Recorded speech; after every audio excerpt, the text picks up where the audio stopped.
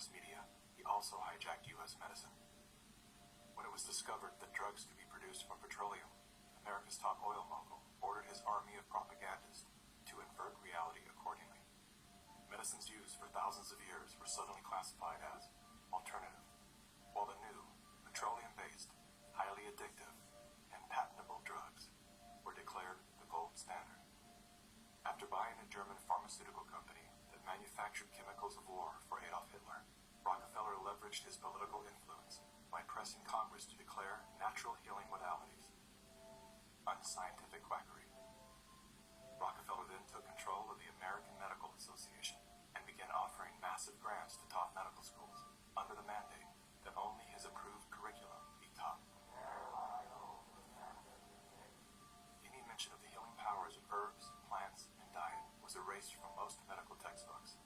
Doctors and professors who objected to Rockefeller's plan were crucified by the media, removed from the AMA, and stripped of their license to teach and practice medicine. Those who dared to speak out were arrested and jailed.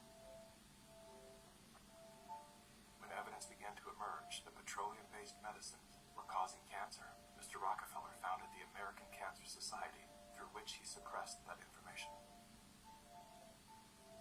John D. Rockefeller is duly credited as the founder of the pharmaceutical industry, and the reason that medical error is currently the third leading cause of death in America. This is not an indictment against doctors. More than anyone, they are under the stranglehold of the single largest lobbying power in Washington. Every year, the pharmaceutical industry spends at least twice the amount as big oil to influence laws, policies, and public perception. Thanks to Mr. Rockefeller,